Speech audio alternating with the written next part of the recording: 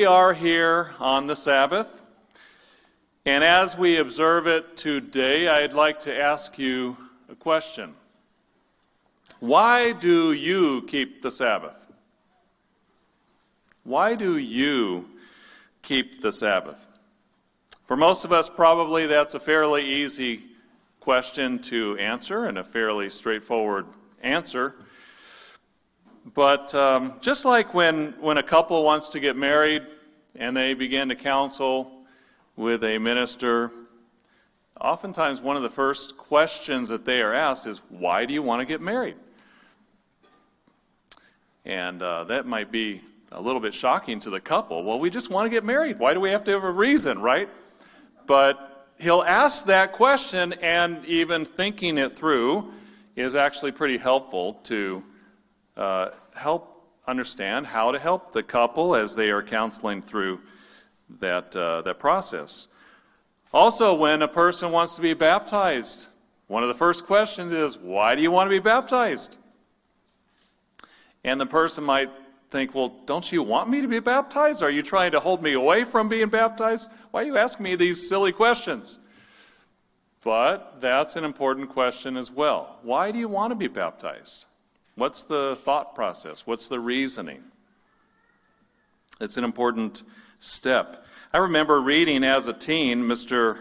Armstrong's booklets and the one on the proofs of God's existence, and going through the different proofs and thinking that these all make sense, and they were helpful. But the one that really resonated with me was answered prayer. Design, lawgiver, presence of life demands a life giver. All of that was very, very important, but the one that really, let's say, spoke to me was answered prayer, because I knew that God had answered my prayers in my life. Maybe I couldn't convince someone else of that, but I knew. And so that really hit me in a special way. Also, when I was in the process of seeking baptism and thinking about proofs of the Bible, how we know that we can depend on the Bible, one of the proofs that really stuck out to me was fulfilled prophecy, and how that you can look at certain things that have been prophesied and then happened. And there's no logical way, there's no rational way that you can explain that away. And so that was very helpful. So the point is, sometimes as we look at things, there are a lot of different reasons that we might individually resonate, the reasons that might resonate with us in particular. So, there might be multiple reasons for keeping the Sabbath, but are there any that really jump out to you? Let's talk about that today. As we are here keeping the Sabbath, as we are thinking about what we're doing, but let's make it personal and let's think it through. Why do you keep the Sabbath? Your name, not the person next to you or behind or in front of you, but why do you keep the Sabbath? Let's jump right in and talk about some reasons, perhaps, why you might keep the Sabbath. And since I'm the one talking, I'm going to throw out some possible reasons. Sorry, I have the floor right now, so otherwise, we could take some questions or some comments, but we don't normally do that. So I'm going to go ahead and throw some out and ask yourself and think about what are reasons that particularly resonate with you. Number one, the first possible answer you might respond with is, well, it's commanded. Right? Number one, it's commanded. It's a command, case closed. God says it, I do it, that's it. Let's go back to Exodus chapter 20 and verse 8, and we'll pick it up here in the Ten Commandments. The fourth commandment is simply Exodus 20 and verse 8, remember the Sabbath day to keep it holy. It's ironic that it says remember, and that's the one that everyone forgets. And I guess living in the land of Manasseh, maybe that's appropriate, because the name Manasseh means forgetful. And certainly as a people, the modern sons of Joseph, Manassites, others as well, but have forgotten the importance of keeping this command. It's a command. It was thundered down from Mount Sinai by God. We should keep it because He said it, especially when we understand this law was never done away. It never was changed. Oh, men can say it's changed, and they can enact certain, physical man-made changes in their own way, in their own attempt, but they cannot break the law. They cannot do away with the law. Protestants try to say the Scriptures support a shift from the Sabbath to Sunday, but even the Catholic Church admits that they were the ones that changed it, that the Scriptures do not support that change. Dr. Meredith's booklet, Which Day is the Christian Sabbath, on page 31 and 32, he says, a Roman Catholic study course tells us that, quote, the Catholic Church transferred the obligation from Saturday to Sunday. The source is Father Smith Instructs Jackson. He says the Catholic Mirror agrees, quote, the Catholic Church, by virtue of her divine mission, changed the day from Saturday to Sunday. And there are a lot of other powerful quotes in there. If you haven't read it in a while, read that booklet again. Or if you haven't ever, it's a tremendous, hard-hitting booklet. But in other words, if you just take the Scriptures themselves from front of the Bible to the back, they support the keeping of the seventh day. That by itself is a good reason to keep it. Notice in Deuteronomy chapter 5, here is another reference to the command. Deuteronomy chapter 5, parallel account. In verse 12, it says, observe the Sabbath day to keep it holy, as the eternal your God commanded you. Same command, slightly different wording, referring back to the first time the law was given. As the eternal God commanded you, you shall observe the Sabbath day. Keep it holy, sanctify it. God made it holy by His presence, and we honor that, we support that, we come before His presence, and we become a part of it. We don't defile it, we don't break it, we don't throw it aside, we keep it holy by observing it. What does observe mean? Well, it comes from a Hebrew word, shamar, 8104 in Strong's dictionary. To keep, to watch, preserve. It's actually a similar word to the night to be observed. In other words, to hold on to regard, to think about, to consider, to grasp, to not let go of, as we heard in the sermonette a little while ago. So the seventh day Sabbath is a command. That's why we keep it. That's why we hold it. We remember it. And it's easy enough for a child to understand, isn't it? Even our children, it's not complicated, really. Many of our children learned this at an early age. Sabbath day, the seventh day, they don't work. They don't work. Do children work? I'm not sure. They don't do whatever children do on other days, 6 days of the week, and they come to church because God says so. Now, that works when they're 5 or 6 or 4 because they come with us to church as parents, but what about when they get a little older?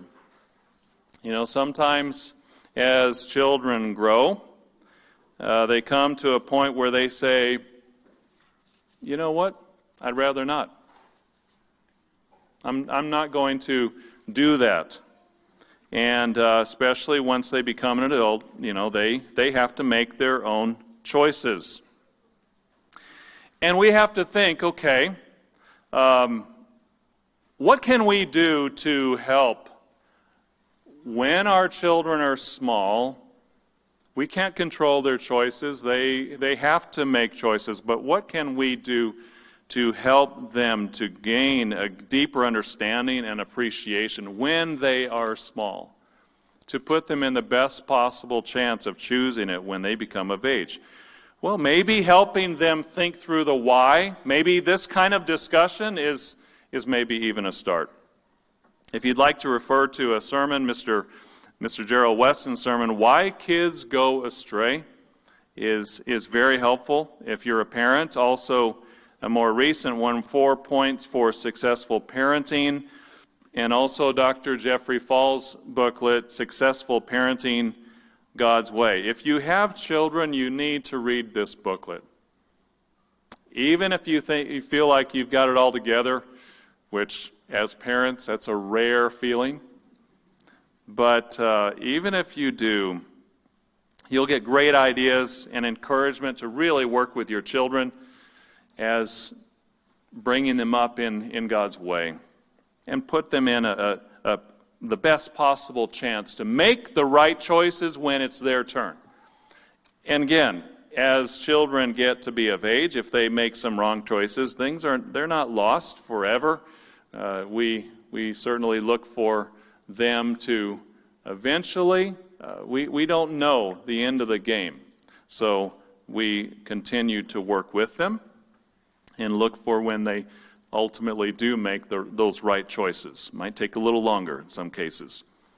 But really, it's not just children that sometimes veer off of keeping the Sabbath. I remember back in the Worldwide Church of God, and we can talk about and think about times when a lot of people who had been keeping the Sabbath walked away from it. And I think a time in particular was in a time when we had about 150,000 people attending at the feast, and a leader, this is a very short summation of what happened, but a leader stood up and said, you don't have to keep the Sabbath in the way we've been talking about. We've been too strict. You can work on the Sabbath if you absolutely have to feed your family. And you'd think that very few people would have suddenly shifted and gone that direction, but tens of thousands of people did. So, what happened? Clearly there was something wrong in the thinking of many people. And that was not the only time when people have walked away from keeping God's laws. It had happened before, and it has happened since. So, what is it that we can help us to think through how to really internalize some of these things so we don't get swept away? Mr. Mario Hernandez has sometimes mentioned to us the importance of reading the commandments in long form, right? Any of you remember that? And not just the short form. And maybe that's a starting point. Maybe as we think about the why questions, we actually need to go back to Exodus 20. So let's do that. Let's go back to Exodus chapter 20. Because there is an answer to the why question right there that we skipped over the first time we were there. Maybe we need to think through that for ourselves as well. And that does bring us to our second point. The second point of perhaps why you keep the Sabbath. Number 2, the Sabbath reveals the creation and our Creator. Number 2, the Sabbath reveals the creation and our Creator. Let's read Exodus 20 and verse 8, and this time we'll read it in honor of Mr. Hernandez, the long form. The whole thing. Not all 10, just the fourth. Remember the Sabbath to keep it holy. 6 days you shall labor and do all your work, but the seventh day is the Sabbath of the Lord your God. In it you shall do no work, you, nor your son, nor your daughter, nor your male servant, nor your female servant, nor your cattle, nor your stranger who is within your gates. For, what does that word for mean? Because. It's connected. He's explaining what the purpose of the commandment was. For in 6 days the Eternal made the heavens and the earth, the sea, and all that is in them, and rested the seventh day. Therefore the Lord blessed the Sabbath day and hallowed it. As Mr. Frank often says, when there's a therefore, you have to ask, what's it there for? What does it mean? It's asking and answering the question, why? Why do we keep the Sabbath? Yes, it's commanded, but there's another thing to think about, and that is that every week that we are here, every week that we gather on the seventh day, every week that we observe the Sabbath, it's a reminder of creation. It's a reminder of where we came from. It's a reminder of who we are. And it's a reminder of the being that we can have a relationship with because He owns us, He made us, He created us, He gave us breath.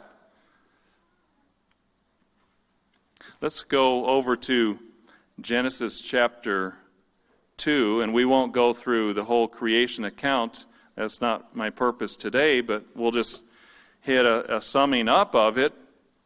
It's very clear when you look at some of the proofs that the 6 days of creation were literally 6 days, literally 24-hour periods.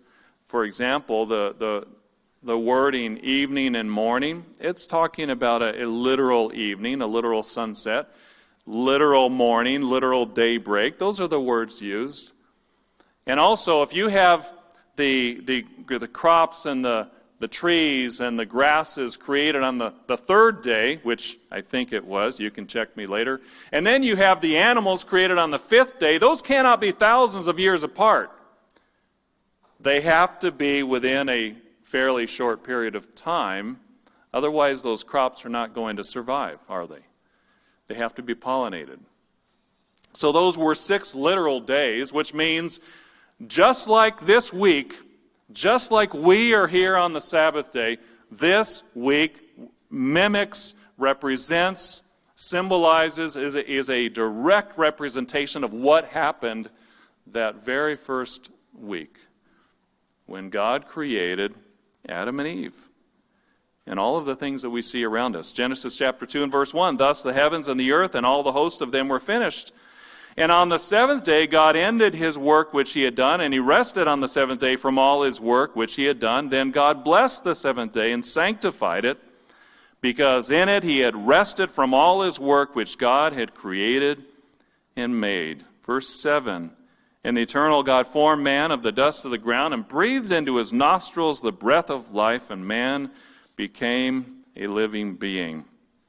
So every week when we keep the Sabbath, when we don't just keep sort of absent-mindedly walk through the Sabbath, just because we've always done it, just because it's a habit, just because there's muscle memory, we've done it so many times perhaps that we don't even have to think about it. No, we need to stop and reflect. What am I doing? Why am I doing this? Who am I? And the Sabbath is a reminder, because we're resting, because God rested, reminds us who we are. We did not create ourselves. We did not just appear.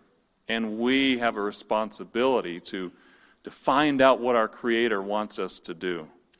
That is so important and profound, to know from whence we came. And maybe as we ponder that and think about that, maybe that makes a special impact on you as far as your personal reason why it really hits you that you must keep the Sabbath. Personal connection with your Creator. What's another reason? Maybe another one is number 3, the Sabbath symbolizes our freedom from bondage. The Sabbath symbolizes our freedom from bondage. Let's go over to Deuteronomy. Deuteronomy chapter 5. Again, we read part of that before, but we're going to read a little bit more this time. Deuteronomy chapter 5 and verse 12. "Observe the Sabbath day to keep it holy, as the Eternal your God commanded you. 6 days you shall labor and do all your work, but the 7th day is the Sabbath of the Eternal your God. In it you shall do no work, you, nor your son, nor your daughter, nor your male servant, nor your female servant, nor your ox, nor your donkey, nor any of your cattle." If you have cattle, don't let them work, right? "Nor your stranger who is within your gates, that your male servant and your female servant may rest as well as you. And remember," notice verse 15. Now this just, I don't know. Was this in there before? It must have been, but I honestly don't remember reading this part of this command. I think someone slipped it in there here, during the night. I don't remember this part, verse 15. Remember, you were a slave in the land of Egypt, and the Eternal your God brought you out from there by a mighty hand and by an outstretched arm. Therefore, this is the reason, this is why it's important. The Eternal your God commanded you to keep the Sabbath day. Brethren, we are free. We are a free people. We have been brought out of spiritual Egypt. We know that. We rehearse that in the spring holy days. But the Sabbath is also a reminder that we are free. Because right here he says this is part of the reason why we keep the Sabbath. Because you were in bondage and you were brought out with a mighty outstretched arm. It's interesting that the Sabbath is looked upon as a burden by so many, and yet right in the command, the context is the burden was taken away. The bondage was lifted. Why is that? Well, the Jews did make the Sabbath into a burden. The Pharisees made it into a burden, and Christ explained that when he came. They added things God never intended. This is brought out by Mr. D. Simone's and the team's whiteboard. 4 lessons about the Sabbath. Very interesting if you can take a look at it. The whiteboard, 4 lessons about the Sabbath. No, the Sabbath was never intended to be a burden as God intended it, but rather to literally be a representation of the burdens that have been taken off of us. And after all, when we keep the Sabbath, when we rest, is that not a burden taken off? That we're not having to work for that 7th day? We have come out of spiritual Egypt. We've been freed from the penalty of sin. If we've been baptized, had our sins forgiven. Tremendous burden lifted off of us in that way. And each Sabbath we can reflect on that. But there are other physical burdens as well. The daily burdens of life, of our labors, of children, perhaps, if we have small children. It's a lot of work. Of stress, of to-dos and errands, and our chores, and also the tyranny of technology. And our technology does tyrannize us sometimes, doesn't it? Sometimes it holds us as slaves. Too often we become slaves to it. Test yourself. If you have vibration notification on your phone, every time you get a text, test yourself. If it's in your pocket or in your hand, and have somebody across the room send you a text. See if you can resist answering it. It's hard, isn't it? That thing vibrates and you think, wow, this might be the absolute most important text in history. And I've got to look at it right now because I don't want to miss the absolute most important text in history of all things. Who's the servant and who's the master? Remember the experiment, Pavlov's dog, where he would ring a bell and then feed the dog, ring a bell, feed the dog, ring a bell, feed the dog. And eventually all he had to do was ring the bell, and the dog started salivating and thinking about, wow, this is going to be great, I'm going to get food. Who's the servant and who's the master? If we are a slave to our technology. Isaiah chapter 58 and verse 6. Isaiah chapter 58 and verse 6 talks about loosening bonds and breaking bondage. Now the context is fasting, I understand that, but it also talks about the Sabbath too, and I think we can apply it in this context. Isaiah 58 and verse 6 says, "Is this not the fast that I have chosen, to loose the bonds of wickedness, to undo heavy burdens, let the oppressed go free, and that you break every yoke?" Ask yourself, Is the Sabbath essentially like every other day, except instead of going to work or school, I come to church? Or is it different? Am I breaking the yokes? Do I listen to the same music?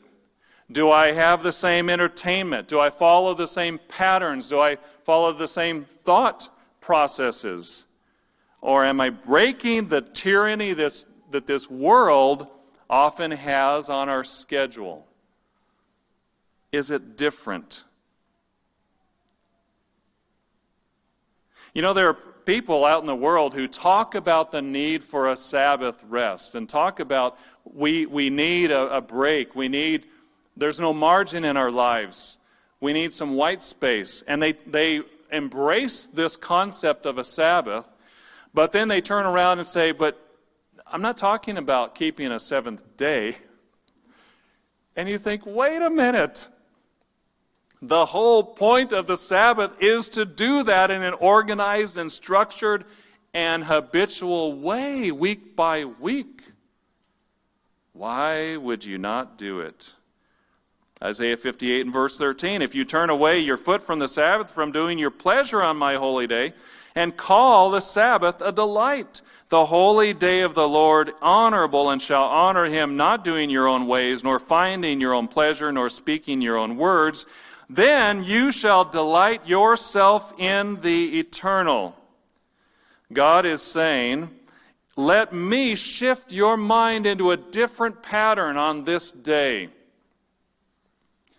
Think about different things on this day. Let me free you from the rat race, from the treadmill that you're on. And yes, we need to work 6 days, but there are some things that we think demand our time, and when we cut them off, we're liberated. We feel liberated.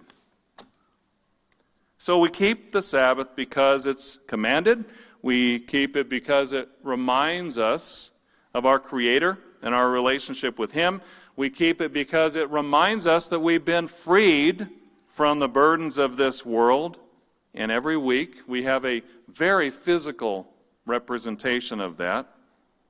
Does any of this resonate with you? In terms of why do I personally keep it? Not the person next to me, not the church as a whole, but why do I keep the Sabbath? In a deep and personal way. What's another reason why we keep the Sabbath? Number 4, the Sabbath foreshadows a worldwide millennial rest. None of this is anything new, I understand. But number 4, the Sabbath foreshadows a worldwide millennial rest. Turn to Colossians chapter 2 and verse 16. You know, one of the scriptures that mainstream Christians use to try to do away with the Sabbath, again, you can't do away with the Sabbath. It's God's law. It's like trying to do away with gravity. Has anyone ever been successful at doing away with gravity? You can't do away with it. You can tell people that it's done away, and they might believe you, and you might convince them, and you might convince everybody around the globe, which is almost what's happened, but you can't really do away with it. But ironically, Colossians 2:16 actually is a fundamental scripture in understanding a part of the purpose of the Sabbath. Colossians 2:16 says, so let no one judge you in food or in drink, or regarding a festival or a new moon or Sabbaths, which are a shadow of things to come, but the substance is of Christ. That last part is such a bad translation. The King James Version says, which are a shadow of things to come, but the body is of Christ. And even the word is in italics because it's not in the original. So it really should say more like this, let no one judge you in these matters, in regard to Sabbaths, in regard to holy days, festivals, but the body of Christ. In other words, the church has a responsibility to teach about the laws of God and even explain and teach and instruct about the application of them. But the thing I want to focus on here is it says the Sabbaths are a shadow of things to come. What is that talking about? What does it mean? What is the shadow? If the Sabbath is a shadow, what is it the shadow of? Edward Gibbon in the 18th century wrote The Decline and Fall of the Roman Empire. He was an English historian. In Volume 1, Chapter 15, he says this about the millennium and the early church. He said, the ancient and popular doctrine of the millennium was intimately connected with the second coming of Christ. As the works of the creation had been finished in 6 days, their duration in their present state, according to a tradition which was attributed to the prophet Elijah, was fixed to 6,000 years. By the same analogy, it was inferred that this long period of labor and contention, which was now almost elapsed, would be succeeded by a joyful Sabbath of 1,000 years.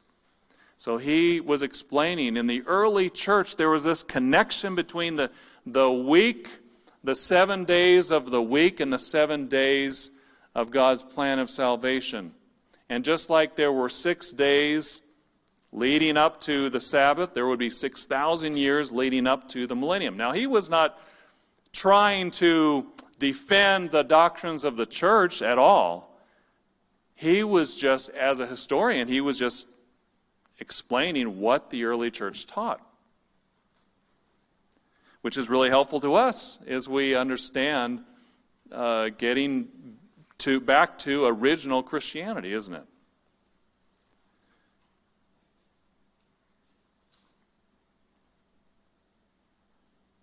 Let's turn over to Hebrews chapter 4. Hebrews chapter 4. Are there any scriptures that back this up? Well, the answer is yes to that rhetorical question. Hebrews chapter 4 and verse 1. Hebrews 4 verse 1. Therefore, since a promise remains of entering his rest, let us fear lest any of you seem to have come short of it. So Paul is talking about the Israelites, so the context here, the Israelites trying to go into the promised land, but yet because of disobedience, they failed. They were not allowed to enter that rest. The promised land was compared to a rest. Egypt was compared to bondage. It was bondage. The promised land, as they would enter it, would be like a rest. But then he is turning the voice to those who were Christians at that time, and by extension to us who are reading it today. For indeed the gospel was preached to us as well as to them, but the word which they heard did not profit them, not being mixed with faith in those who heard it. For we who have believed do enter that rest, as he has said, so I swore in my wrath, they shall not enter my rest, although the works were finished from the foundation of the world. So again, this connection to the creation, it's undeniable, as we were talking about a little while ago. For he has spoken, verse 4, in a certain place of the seventh day, in this way. God rested on the seventh day from all his works, and again in this place, they shall not enter my rest. Since, therefore, verse 6, it remains that some must enter it, and those to whom it was first preached did not enter because of disobedience. Again, he designates a certain day, saying in David, today, after such a long time as it has been said, today, if you'll hear his voice, do not harden your heart. So he's saying David was saying this. David was speaking to his audience at that time. And so now Paul is speaking to his audience, that there's something that we are to strive for and look forward to. Verse 8, for if Joshua had given them rest, then he would not afterward have spoken of another day. There remains therefore a rest for the people of God. Now, what is this talking about? This is not unfamiliar. The rest here, both is referring to the millennial rest of the 7,000 year period compared to the seventh day. But also, rest here is literally sabbatismos, which we take as being a keeping of the Sabbath. Dr. Meredith explains this in the booklet, Which Day is the Christian Sabbath, on page 26. Does this mean literal weekly Sabbath keeping? The Anchor Bible Dictionary says yes, assuring us that Sabbatismos refers to seventh-day Sabbath celebration, end quote. Thus, the New Testament states very clearly that seventh-day Sabbath keeping is to continue for true Christians. The context of these verses does show that the Sabbath is more than just a memorial of creation. It is a memorial of creation, but it's more than that. It is indeed a physical type of something else, and we should observe it as such. Notice what the commentary in the whole Bible by Jamieson, Fawcett, and Brown has to say about Hebrews 4:9. Quote, this verse indirectly establishes the obligation of the Sabbath still, for the type continues until the antitype supersedes it, end quote. As the coming millennial Sabbath, quote, will not be till Christ comes. The typical earthly Sabbath must continue till then. Isn't that something? Jamieson, Fawcett, and Brown says that. The Sabbath must continue, at least until Christ returns. Mr. Meredith goes on. He says, yet as we will later see, even in tomorrow's world, human beings will continue to keep God's weekly Sabbath holy. How clear. So we understand that there is a command here to keep the Sabbath weekly, but it also is a shadow of something to come. Now, what is a shadow's purpose in this sense? When Paul was writing in Colossians, what's the purpose of the shadow? Well, mainstream Christians would say, well, the shadow points to Christ, and now that we have Christ, we don't worry about the shadow anymore. Well, the shadow points to the millennium. Yes, we have rest in Christ, and we understand that through forgiveness of sin, but more particularly, the shadow refers to the millennium. But what's the purpose of the shadow? To remind us about the coming of the millennium. So if we only acknowledge the coming of the millennium, but we don't keep the Sabbath, which is pointing to the millennium, which is a reminder of the coming millennium, are we not going to eventually forget about the millennium if we're not keeping the thing that reminds us of it?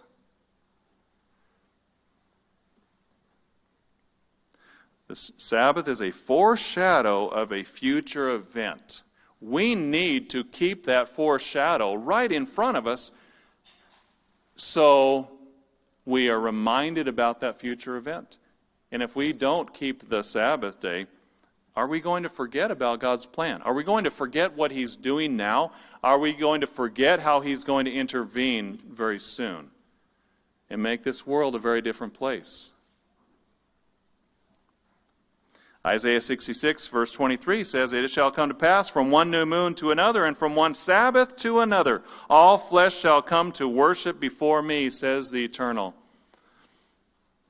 You know, from time to time you interact with someone who used to be walking this way of life with us, used to be keeping these days like we are keeping, and it doesn't take long before they forget things.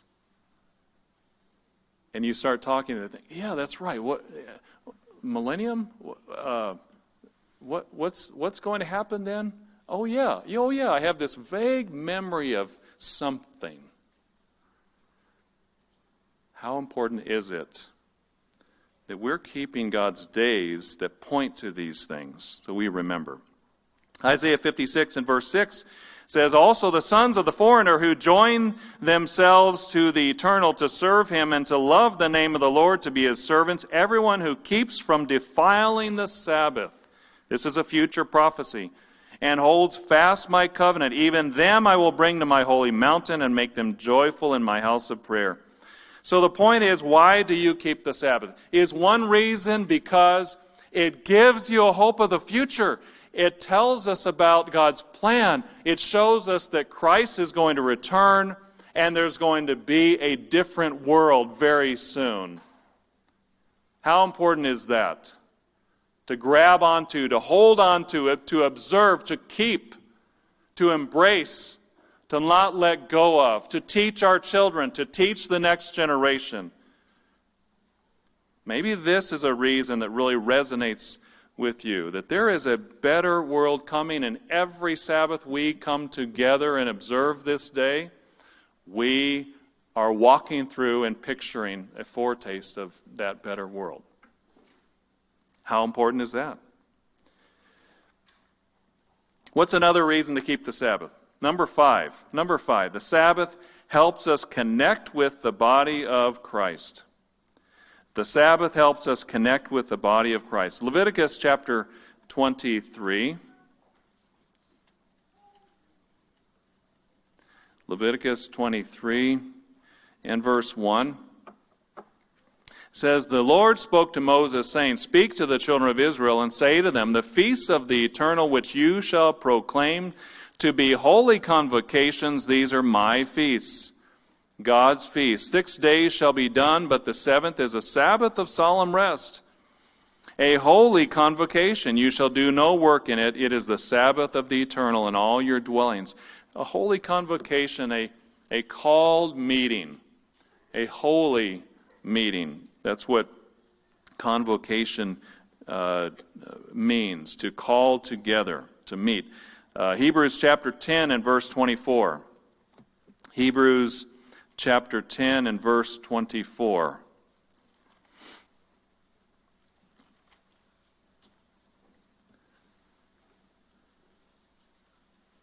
Verse 23, "Let us hold fast the confession of our hope without wavering." Hebrews 10:23. "For he who promised is faithful, and let us consider one another in order to stir up love and good works, not forsaking the assembling of ourselves together, as is the manner of some, but exhorting one another, and so much the more as you see the day approaching." You know, when the pandemic began, the leadership of the church had to make some decisions. And the decisions were made that under unusual circumstances, while trying to figure out just how dangerous this new situation was, it was appropriate to connect to services remotely, out of concern, especially for those who are in vulnerable health situations. And we read in Colossians 2:16 a little while ago that it's the duty of the body of Christ, let's say the leadership of the church, to make certain decisions about worship. And it is appropriate to stream remotely, keeping the Sabbath under those conditions. On the other side of the coin, we also recognize there's no substitute for being together, is there? In terms of growing as a body. And we need to be working toward establishing normalcy as much as possible. And that's something Mr. Weston has mentioned from time to time. It's complicated because in many areas of the world, government restrictions are making it really difficult to meet together in person. And yet there are things that happen when we are together. There are things that happen when we as a body are together. The bonds of brotherhood are strengthened. We grow together. We get to know each other better. We're strengthened. We're encouraged by one another. We come to understand each other better. We trust one another more. There's camaraderie that grows that is very difficult otherwise. We need each other, and we're going to need each other more and more. We see a dark world getting darker, don't we? We're going to need each other. The person next to you, the person in front of you, the person behind you, those who are remotely tuning in. In what ways are we going to have to depend on each other? We don't know. But this world is going into a very dark place, and we need each other. In the feast reports, we read of some brethren who were prevented from being together because some were vaccinated, some were not. But they were able to fellowship either on live stream or, in some cases, to meet outside, fellowshipping in the parking lot. They had to be creative about it. This is one report.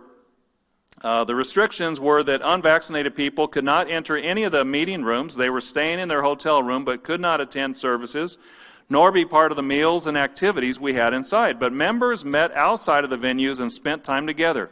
Members did not fall prey to the spirit of division that the world pushes. Since vaccines are a personal choice, the brethren used every opportunity to visit one another and encourage one another. Some went to the park to play, others met in the parking lot, others shared meals in the common areas of the hotel. It was really inspiring to read about that. Because just imagine if you were at the feast and you were in your hotel room and you could not go into the meeting room, which was down the hall. What would that feast be like? So they fellowshiped in the parking lot. And they were unified. And they were strengthened by that. You know, brethren, there is great potential for us to drift apart. And Mr. Weston has acknowledged that and written about that in the World Ahead this weekend. If we are not meeting in person, we need to pray for one another. We need to pray for those around the world who live in countries that are becoming more restrictive, whatever situation they're in, whatever situation we're in, that we all would have the opportunity to be face-to-face as much as possible and to grow as a body. That's so important. It is discouraging being isolated, but now is not the time to fear. It's time to help each other to grow. So let us pray for each other in this way. Mr. Weston writes in the World Ahead, and I think it'll be posted online later, probably tomorrow morning, and sent by email. He says, today members have strong feelings on both sides of the vaccine debate, and circumstances vary for each individual. The vaccine controversy is more akin to the issue of circumcision, and the apostles left that decision up to individuals, though explaining that circumcision for Gentiles was unnecessary and could be counterproductive depending on the attitude and reason. Acts 16:3, Galatians 5, 6, and 12. Brethren, the conditions which many of our brethren around the world face are not easy, and Satan will use them to divide us if we let him. We must avoid the anger being stirred up in this world. We must love one another, John 13:34. We have a work to do. Let us do all we can to promote peace and be about our Father's business. So, brethren, why do you keep the Sabbath? I think we're seeing that all of these reasons are important, and we really need all of them. But certainly one of them is to be a body and be together and be unified. Again, when talking about the Sabbath, what is our Sabbath routine like? Do we just crash? Are we just so exhausted at the end of the week that we just crash? And that's what we do on the Sabbath? Certainly, there are times when we're so exhausted, we may need to sleep in. We may not get a whole lot of other things read or things like that on the Sabbath because we're so exhausted. But normally, we need the Sabbath to think.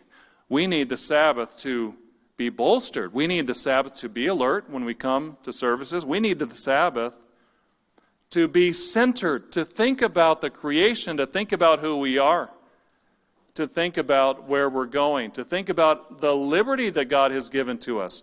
And if we're so exhausted, if we perhaps stay up late Friday night, if we're not planning a little bit, what good is the Sabbath really doing us? Well, we might say we're not going to work. Is that really the only purpose of the Sabbath? Or are there intentional things that it was built for? What's another reason? The last reason I'll give, it's number 6. I tried to come up with 7, but sorry, just 6. Another reason for keeping the Sabbath, number 6, the Sabbath is an identifying sign of God's people. The Sabbath is an identifying sign of God's people. Over in Exodus chapter 31. Exodus chapter 31.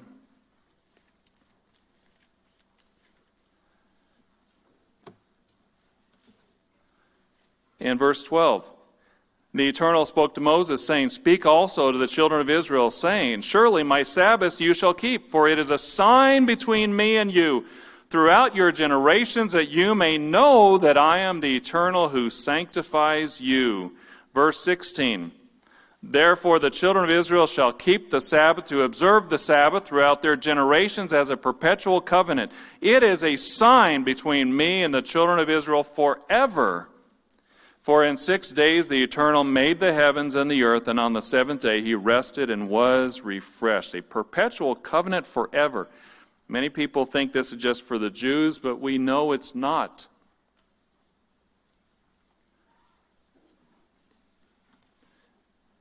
Modern Israelite nations should be keeping this just for this commandment, just for this reason, that it was a perpetual covenant forever. We understand that it's actually for all people, for the Israel of God. There is neither Jew nor Greek in that sense. But Ezekiel 20, we won't turn there, but you can just write it if you're taking notes. Israel turned aside from God's Sabbath, turned aside from being a sign between him and them, rejected the Sabbath, defiled the Sabbath, turned away from the opportunity to be in his presence, and they lost their identity. They lost their identity. We don't want to be like that.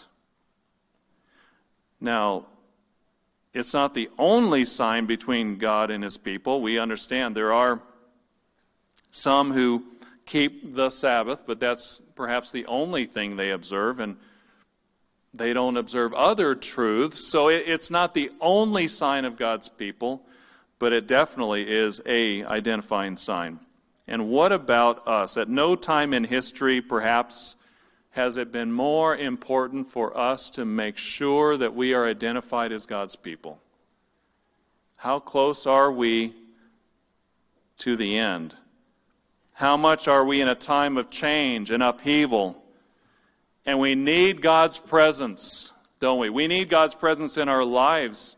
We need God's presence in our personal life. We need to be in God's presence, which is what happens when we observe the Sabbath. Will it make us different to the world? Absolutely. It doesn't take long when you are getting ready for coming to church and you're dressed in a suit and tie or a dress or a skirt, and your neighbors think, what in the world are you doing? It's Saturday. You should be mowing your lawn. Are you going to mow your lawn in your suit? We look different, absolutely. But brethren, we need to be different. We must be different. We have to be willing to be different now. We can't wait for tomorrow to fully embrace our identity as God's people. We're entering some very difficult times, and we need to know God, and we need to be known by God. It's interesting, again, how the world is being divided right now between the jabs and the jab-nots. As Mr. Weston wrote in his letter, and how we cannot be caught up in this controversy, but that decision is having real-life ramifications, isn't it? Revelation chapter 13 and verse 16. As he explains in his letter, the jab, the vaccine, is not the mark of the beast. Is not the mark of the beast. But wouldn't you say we're starting to get a taste for the type of tools that might be at the disposal of the beast power, and the type of mindset that can sweep a nation or a continent and divide people and isolate people because of choices they make that are conscience choices? Can we see how this might be used for ill in the future? for those who do not believe the party line of a religious system that is in the wings and is going to rise again. Revelation 13, verse 16. This is speaking of the second beast, the religious power that's going to rise in Europe with the secular power together in league. Verse 16, he causes all, both small and great, rich and poor, free and slave, to receive a mark on their right hand or on their foreheads, and that no one may buy or sell except one who has the mark or the name of the beast or the number of his name. Let me read from the booklet, The Beast of Revelation, page 29. The mark of the beast is a brand of disobedience to God. Not only must this involve rejection of God's sign of obedience, the Sabbath, but also the acceptance of a counterfeit sign or mark. This mark is in reality a brand deriving from Babylon and Rome.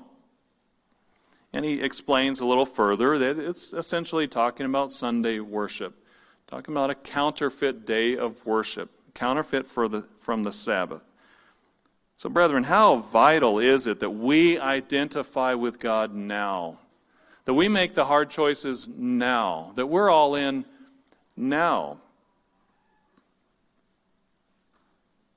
More important than ever. Turn over to Ezekiel chapter 9 and verse 4. Speaking of marks. There is a mark we want as we approach the end of this age. And it's found in this chapter, Ezekiel chapter 9. He's speaking of Jerusalem. At that time, he says, now the glory of the eternal, the God of Israel, had gone up, verse 3, from the cherub where it had been to the threshold of the temple. And he called to the man clothed with linen, who had the writer's inkhorn at his side. Verse 4, and the Eternal said to him, go through the midst of the city, through the midst of Jerusalem, and put a mark on the foreheads of the men who sigh and cry over all the abominations that are done within it. Do we want this civilization, this society to end, or are we hanging on to it? Do we want it to be changed, or are we so wrapped up into it that we can't even tell the difference? Are we letting the Sabbath be a refreshing change in our life every day that is changing us inside, or are we just sort of walking through it? We stop work, we come to church, but nothing changes. Are we watching the telecast and are we reading the articles of the magazine to pick out things about who we are, about the creation, to pick out things about what's happening in our world and where this is going, about the future, to pick out things about how we have been freed from the bondage of this world? How do we use the Sabbath? And are we sighing and crying over this, the evils of this world, and wanting God to bring a change? To others he said in my hearing, verse 5, go after him through the city and kill. Do not let your eye spare, nor have any pity. Utterly slay old and young men, maidens and little children and women, but do not come near anyone on whom is the mark, and begin at my sanctuary.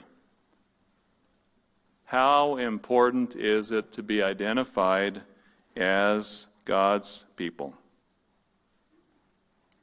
You know, we are in His presence now. We are here now, keeping the Sabbath. That's why we're here.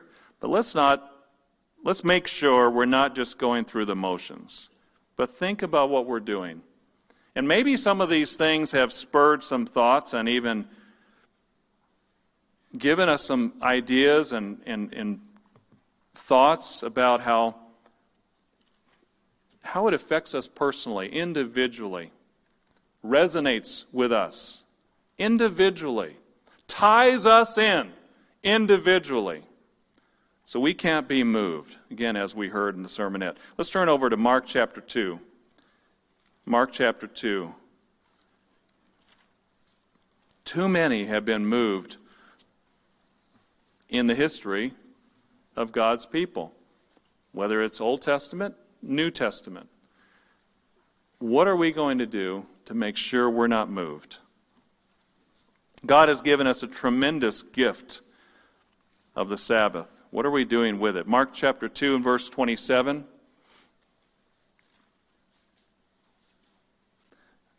Of course, Jesus was questioned about fasting and about the Sabbath and was accused of his disciples breaking the Sabbath, which was garbage, and he set them straight. But finally in verse 27, and he said to them, the Sabbath was made for man, and not man for the Sabbath. Therefore the Son of Man is also Lord of the Sabbath. The Sabbath was made for man. It's a gift. It's a gift. Mr. Weston brings that out in a sermon given in 2017. The weekly gift. The weekly gift. You know, normally when you come before a king, you must present a gift. But in this case, we're coming before the king because he has given us the gift of allowing us to come before him. And that gift is the opportunity to be with him, to walk with him. It's precious. It's been given to us. Brethren, the Sabbath is not just letters on a page. It's not just text in Exodus or Deuteronomy. It's not just something we do because we're supposed to keep it each week without thinking. It's a command, but it's for our good. It's a gift. And there's so many facets to it. So many reasons why we should keep it. It reminds us of our origins, our relationship with our Creator. It reminds us that we are a free people, unburdened, like no other people on earth, but they will be someday. It reminds us of that there's a better world coming. It's the foreshadow of that, and we can be a part of that better world. It's all wrapped up in the Sabbath. It reminds us that we are a part of a body of believers, and we must draw together and help each other and pray for one another and be unified and never let anything separate us. And it's an identifying marker that we belong to God as his people. And how precious is that in the times we're living in right now. But these words are easy to say. The more important thing is bringing it down to a personal level and determining why we personally are here. So let me end with how we begun. Why do you keep the Sabbath?